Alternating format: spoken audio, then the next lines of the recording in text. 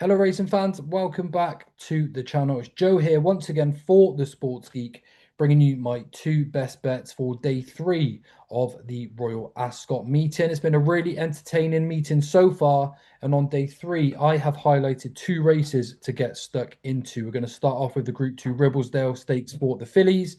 And then we're going to take a look at the highlight race of the day, which is, of course, the Ascot Gold Cup, ran over a grueling 2.5 miles. I've got two each way selections for you in this episode. And based on the lineups that we have for the two races, I think we should get a really good run for our money. We will start off with the fillies race, though, which is the 340 at Ascot, the Ribblesdale Stakes, the Group 2 over 1.5 miles, and Legacy Link is in here at 13 to 8. We then have Gilded Prize at 100 to 30, Earthshot at 6 to 1, 8 to 1 for Johanna Walsh, and then any price you like for the remainder. But this is a race that generally attracts horses that may have run in the Oaks or horses that are trying to step up in class whilst going out in trip. But either way, you need a nice blend of speed and stamina to win around here, because whilst you need to be a strong stayer at Ascot, the demand and finish here does mean you need a little bit of class to see out your races here. So you would like to have quite a nice, strong finisher on side for this race. Let's start by taking a look at the favourite, though. We have Legacy Link in here for John and Thady Gosden. Her runner-up effort in the Oaks makes plenty of appeal whilst dropping into this company. And of course, being a daughter of Dubawi, this trip is no issue for her whatsoever. She was put in her place quite easily by thundering on at Epsom, but she was then 6 lengths clear of her next rival. And that form line gives her an obvious chance here. I'm not sure how strong that Oaks was, but it is fair to assume that a repeat effort of that run puts her firmly in the mix at least. She does bring obviously that Group 1 form into here. She stays. I suppose the only negative about her chances really would be the fact the Oaks was only 13 days ago. But if she's fresh enough, it will at least take a good performance to get her beat. Gilded Prize is a really interesting filly here for Francois Graffard, and it looks like this filly really does need to bounce back, because she was beat comfortably last time out at Longchamp when she was sent off a real short price favourite. But prior to that, this daughter of Frankel had been highly progressive. She'd been really impressive as well, notably when she beat Warrior's Whisper at St Cloud, and she definitely looked a class above her rivals that day. So that at least has to bring her up the pecking order for this race.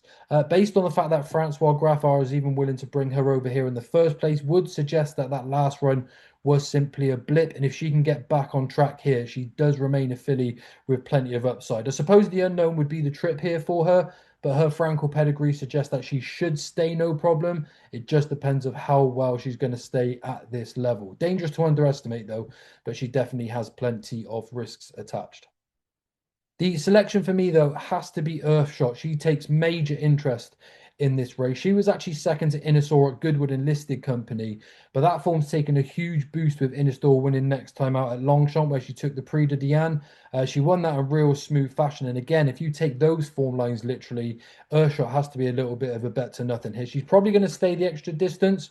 I don't really see that being an issue. And the fact that she's been bought by Wathnan just tells you what they think of this filly as well. She's definitely a horse that's on the up. She represents really good value, and she is a horse that's definitely unexposed whilst going up and trip, but highly likely to stay the distance as well. So in the Ribblesdale, I think the way to play is each way on Earthshot at 6 to 1.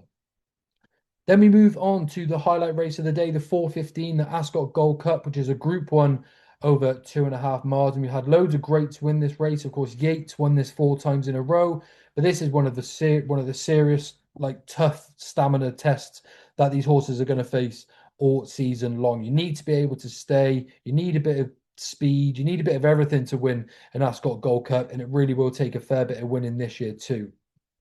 Trawlerman, last year's winner, is back once again, but it does look like this is going to be a real tough task for him. He is now an 8-year-old, and even though he's the best horse in this field, this is his first run off the back of a break of 243 days. And in a race that is purely based on stamina, you definitely need your horse to be 100% to win, especially at this sort of level. And that can probably be question marked on the basis that we haven't seen him for so long. So even though he's probably the best horse in the race, I don't think today is going to be his day. Scandinavia is definitely the new kid on the block, but he's quite a short price to go and win this sort of race. First time over this trip. And even though he's been nice and progressive for Ballydoyle, he hasn't exactly been beating world beaters. He does have two Group 1s to his name from last season as a 3-year-old, and he has won again twice this season. But his form this season doesn't stack up like an Ascot Gold Cup winner. I suppose the positive is that you could even look at the likes of Trawlerman, and when he's doing his winning over these sort of distances, it's not like he's pulling away by 5, 6, 7 lengths. It's a real grinding out performance. And even though Scandinavia's got to step up on what he has been doing, he is beating everything that's being put in his way at the same time, so it has to be considered. From a betting perspective, though, I think the one to side with here is Caballo De Mar for George Scott. This is a really, really nice gelding. He's a 5-year-old now, seemingly getting better with age. He's won over this trip already last season at Longchamp, where he beat Coltrane. He was then second twice on his first start this season over 2 miles, and then managed to win the Group 1 at Longchamp last time out, beating Santorini Star. The fact he stays this trip is a major positive, and you're getting double figure price about a Group 1 winner over this trip, taking the Ascot Gold Cup.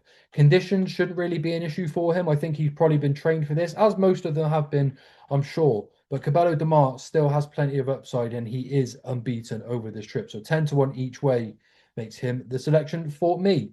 So that's just the two selections for this episode. Earthshot 6-1 each way, and then Caballo De Mar at 10-1 each way in the Ascot Gold Cup. A short, quick fire preview for you. Hopefully 2 winners, and I'll be back again tomorrow.